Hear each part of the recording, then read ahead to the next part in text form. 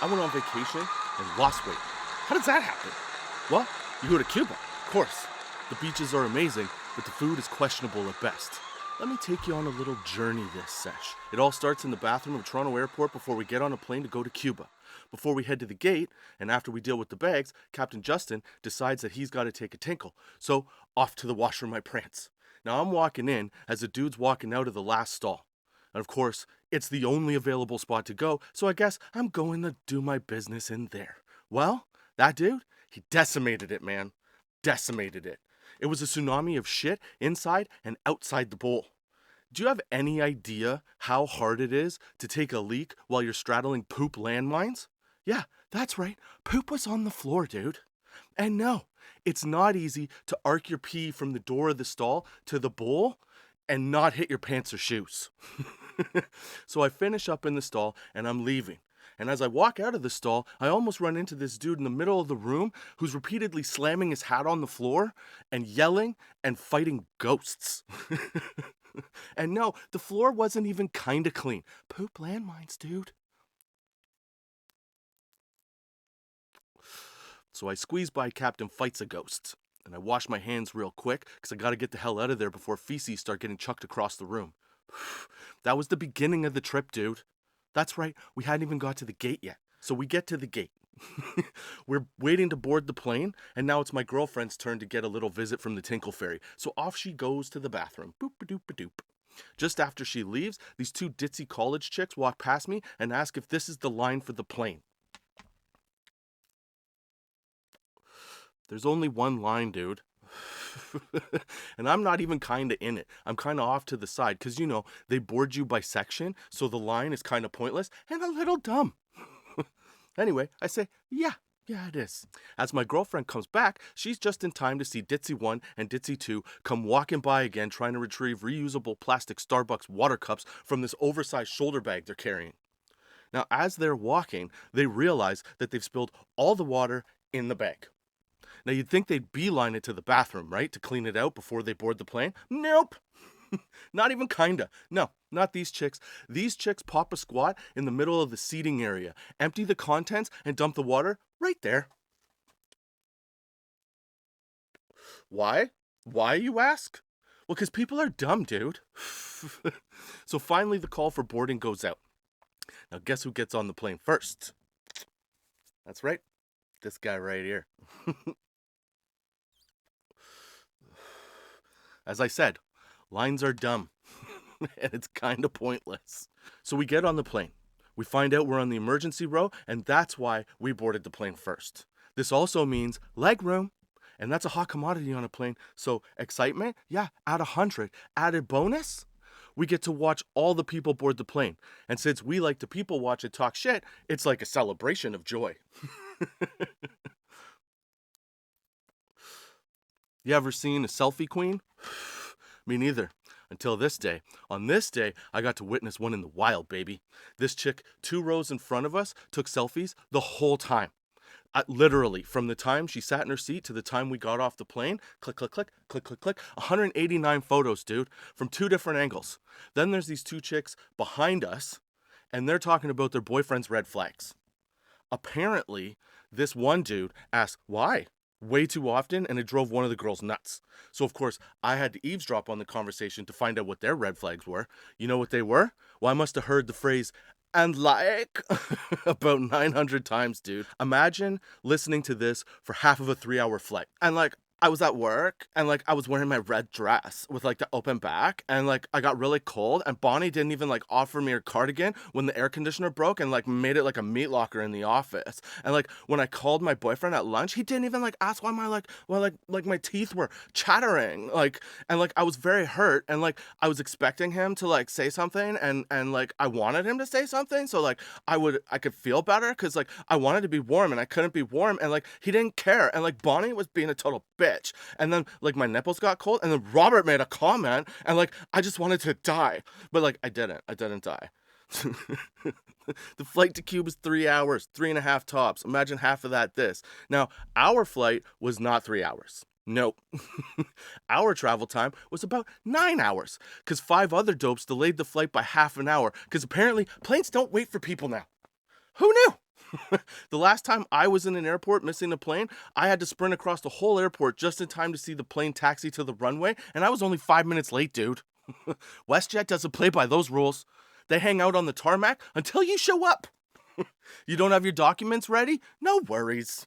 No problem, dude. We'll help you fill them out at the boarding desk. Because forget that 200 other people have been waiting 45 minutes for your dumbass. Why do we have a rule that people have to be at the airport 3 hours ahead of their international flight if the departure time is just kind of a guideline? So we finally take off about 45 minutes late. No big deal, right? It's only 45 minutes. 45 minutes doesn't make that much of a difference, except for the giant storm over the airport we have to circle on our arrival to Cuba. So now we're circling Cuba for 2 hours, just flying up and down the coast, just cruising up and down the coast in a plane. Baller, right? No, it's not. You know why? Because this is how dumb people are. You can see the giant storm cloud and lightning flashing outside the right side of the plane. Now people start asking the crew at this point why we haven't landed yet. Seriously? Half the plane is taking videos out their window of lightning going off, lighting up the cabin like mortar shells, and you don't know why we're still in the air? This is the same time when you can see the mob mentality starting to build. Just as tension builds to a boil, the cabin crew comes out all smooth. That's right, they soothe us like babies, breaking out chocolate chip cookies and some sweet treats, because just like toddlers, you can't talk when you're chewing. Finally, we're able to land, right? And it's about midnight, and we make our way through customs, then to the baggage carousel, and the bags start coming out on the carousel along with a dude and his drug-sniffing Cocker Spaniel. They're walking over the bags, and of course, the dog stops at my bag and gives it a pretty good huff a couple times, you know? I mean, I get it. My bag was in my basement before I left, so it might have smelled like weed a bit, but also cat litter, and dog. So I take the bag off the carousel, right? Well, doesn't Buddy and his drug-sniffing Cocker Spaniel beeline it right to me? So I push the bag out towards them so the dog can sniff it again. Because what kind of drug mule puts the bag full of drugs in front of the drug-sniffing dog? Right? That's my logic. So the dog sniffs it once and then moves along.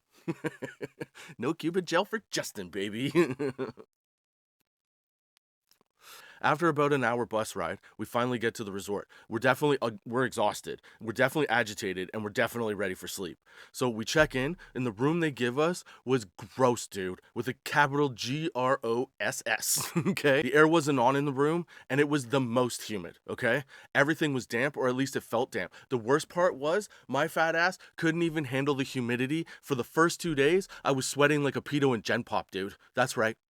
So the next day, we had them change our room, and that's when I figured out, if you tip the right person, you can get pretty much anything you want, dude. Also, dudes will try and get you to give them your shoes, especially if you have some slick-ass Nikes, because they love that shit. It's definitely a little off-putting, though, when a waiter comes up to you after breakfast, grilling you about the cost of your shoes. And he's trying to find a way to ask you to give him your shoes without actually asking you to give him your shoes, you know? It's weird, dude. So when we got our new room, we were introduced to the concierge, and she set us up with obviously the way better room on the opposite side of the resort. It was much quieter. There were fewer people. The room was nice and cool when we got there. There were no wet sheets or moist towels, and the tub didn't look like a breeding ground for alien, dude. Okay? It was definitely a step up, but I learned very quickly that you don't go to Cuba for the hotel rooms or the food. You go for the vibes, bro. Now, here's something to keep in mind. I'm the kind of guy who has some stupid thing happen to him on the first day, like a wicked sunburn or a broken ankle, you know? And then it limits my ability to do things for the rest of the trip. So I tried to take every precaution not to have that happen. So I spent a week working in my new slide so I wouldn't get blisters. I sunscreened regularly so I wouldn't burn. I watched what food I was eating so that I wouldn't poop myself. You know, all the good stuff. After one day of being a bobbing head in the ocean, I get back to the room, and I'm as red as a lobster. And my feet are burnt. Burnt, dude. Who burns their feet? This guy burns their feet. There's wicked blisters on both my big toes. And again, I'm pouring sweat like a waterfall in the Burmese jungle. Okay? Oh, and I had a heat rash that made me look like a bright red beacon of disease. You want to know what's good for all of that, though? Salt water, dude. That's right. Just a little salt water. 3 days in the ocean, and it all started to clear up, except the feet. The feet didn't get better till, like, the last day. In fact, these puppies are still peeling and healing. I've been home for like 3 weeks, dude. We spent all our days on the beach, my girl getting bronzed like a goddess, and me showing up like, half boiled bull meat, but otherwise, good time. The ocean was pretty awesome. It was amazing, actually. The beach was clean. The water was so clear that you could see the bottom. You know what was gross? The pools, dude. Resort pools with the swim up bar. Those are gross. You want to know why resort pools with the swim up bar are gross? Well, because everyone's just sitting there all day, warming the water periodically so they don't have to get up and lose their spot.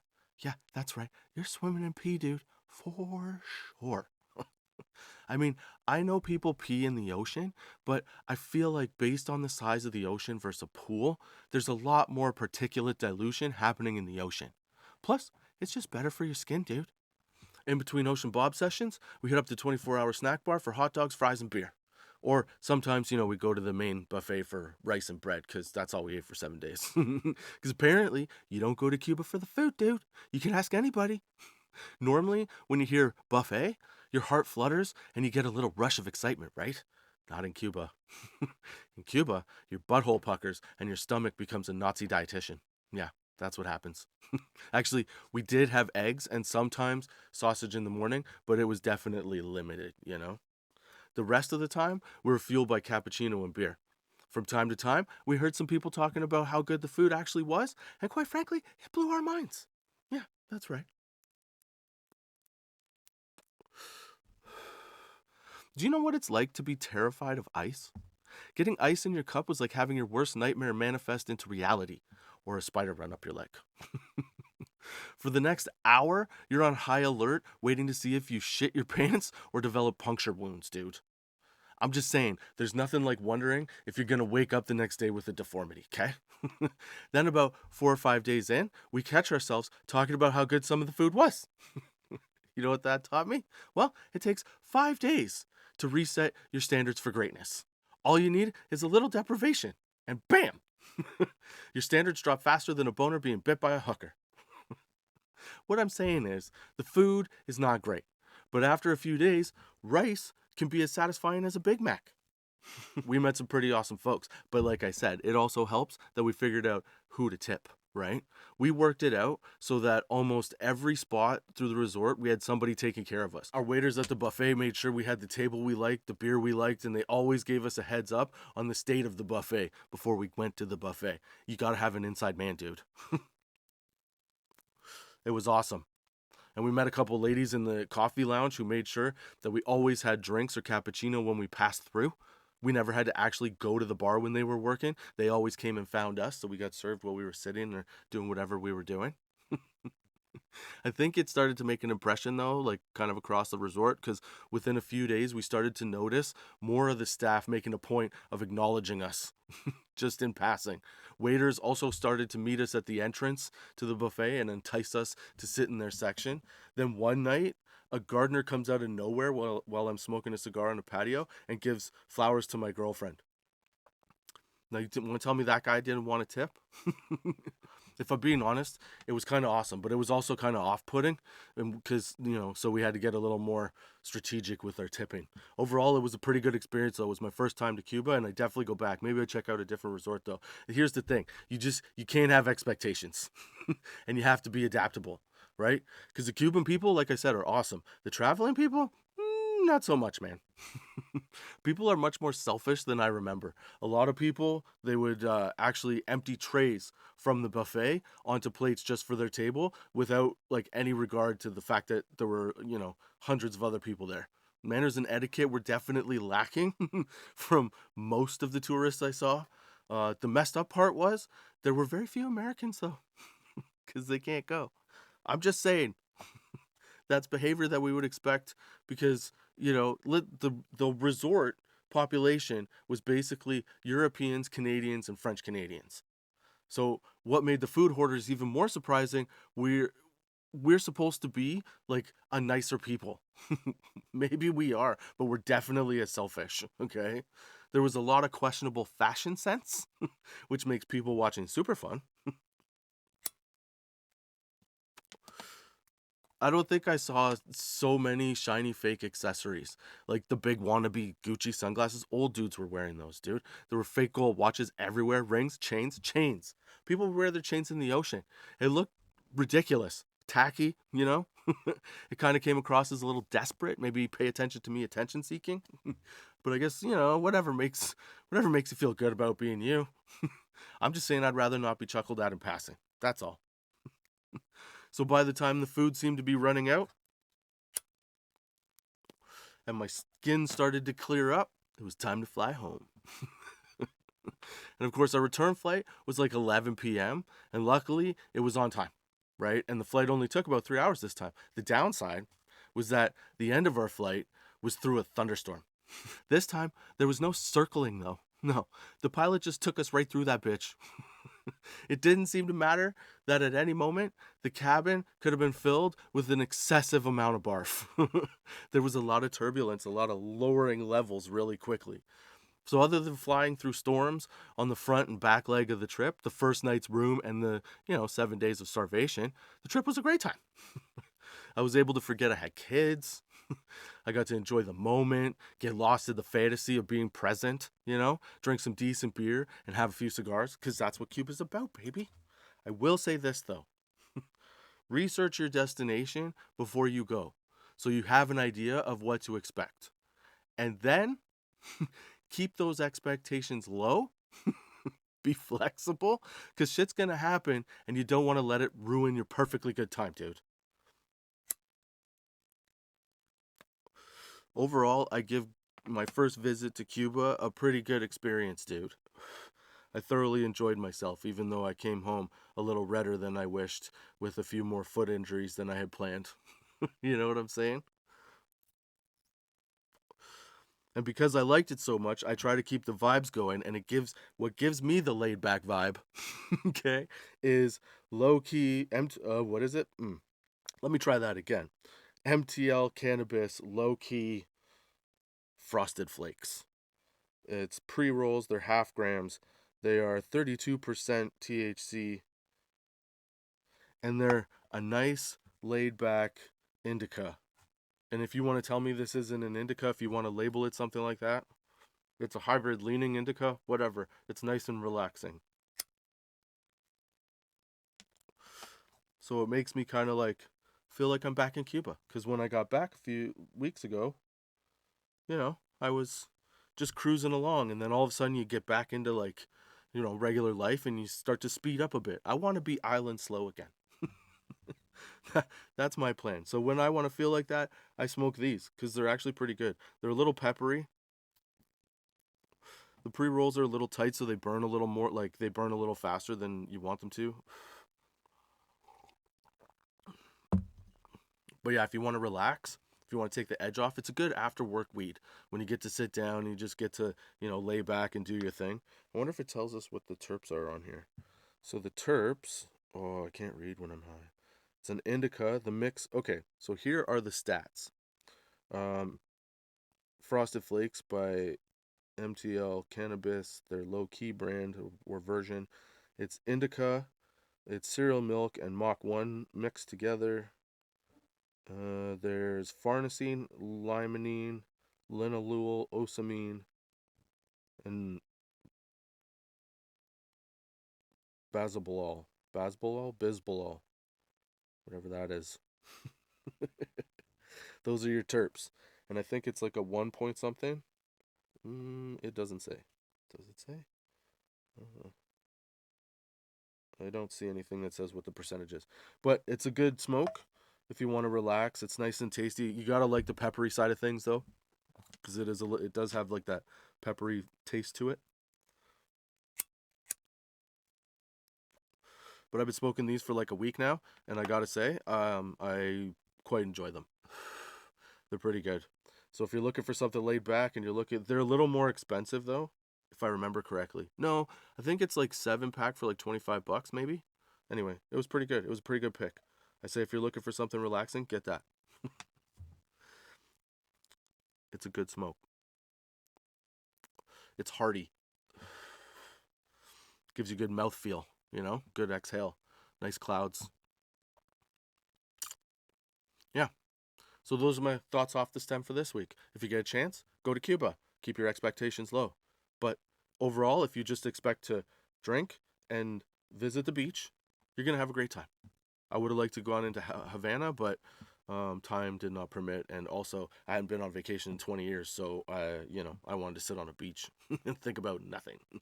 I achieved that. So, yeah. So that's what I say. Go to Cuba. Don't take weed. But when you get back and you want to feel like you're back there, then smoke some of this Frosted Flakes. They're good. Thank you for joining me, Justin Baroni, your friendly neighborhood pothead, on Thoughts Off the Stem. Hope you come back next week and join me for another session on Spotify, Google Podcasts, Apple Podcasts, iTunes, YouTube, Podchaser, Pandora, Good Pods, Podbean, wherever you get a podcast. It's out there. And don't forget to check out tots420.com. Follow me on Instagram. You can follow me on Facebook. All of it under Thoughts Off the Stem, at Thoughts Off the Stem. Yeah. Until next time, keep your lids low, baby.